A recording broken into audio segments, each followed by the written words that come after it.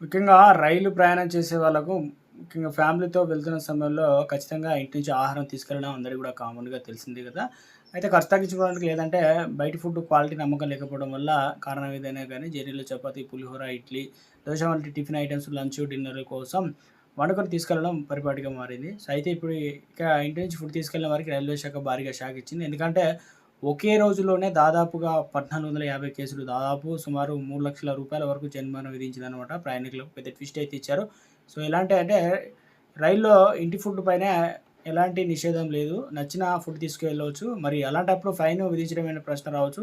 అక్కడే ఉంది అసలు ట్విస్ట్ ఏంటంటే రైల్లో నీట్‌గా, హైజీన్‌గా ఉంచేందుకు రైల్వేలు నడుం బిగించింది. ఇంటి నుంచి ఫుడ్ తెచ్చుకునే వారికి సరే కానీ, బోగీలు అపరిశుభ్రంగా చేస్తే కఠిన చర్యలు పూనుకుంది. అందులో భాగంగానే ఒకరోజు వివిధ ప్రాంతాల్లో పెద్ద ఎత్తున రైడ్స్ నిర్వహించారు. ఈస్ట్ రైల్ జోన్ పరిధిలో వివిధ స్టేషన్‌లో రైల్లోనూ రైడ్స్ అయితే నిర్వహించారు. దీంట్లో ఒకరోజే 1447 కేసులు నమోదు చేయడం జరిగిందనమాట. నిబంధనల విరుద్ధంగా రైలును అపరిశుభ్రంగా గురి చేసిన వారి నుంచి రూ.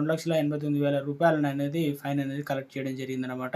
సో, ఎందుకంటే ప్రయాణికుల భద్రత, ప్రజా ఆస్తిని కాపాడే లక్ష్యంతో ఈ నిర్ణయం తీసుకోవడం జరిగింది. సో, ఇవన్నీ కూడా రేపటి నుంచి అమలు చేయనున్నారనమాట. టికెట్ లేకుండా లేదా చెల్లుబాటు కాని టికెట్లతో ప్రయాణించే ప్రయాణికులకు మరింత కఠిన చర్యలు తీసుకోనున్నారు. ఎందుకంటే రైల్వేస్ సిద్ధమైందనమాట.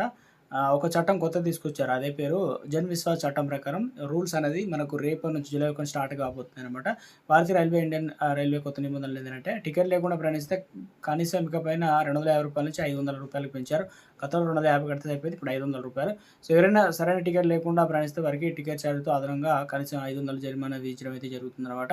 సో, అదేవిధంగా ఇక టికెట్ పైన పేర్కొన్న కోచ్ క్లాసు కాకుండా ఇతర కోచ్‌లో గనుక ప్రయాణిస్తే జరిమానా విధించడంతో పాటు ఉదాహరణకు జనరల్ టికెట్ స్లీపర్‌తో లేదా ఏసీ కోచ్‌లో ప్రయాణించడం లేదా అనుమతించని దూరం దిగాల్సి స్టేషన్ కంటే ఎక్కువ ప్రయాణించడం వాటిపైన అదనపు ఛార్జ్‌లు కూడా విధిస్తారు.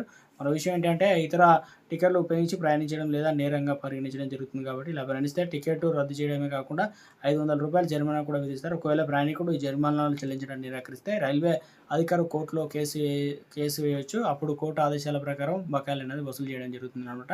ప్రయాణికులకు అవగాహన పెంచాలనే లక్ష్యంతో ఈ నిబంధన రైల్వే శాఖ అయితే ప్రవేశపెట్టడం జరిగిందనమాట.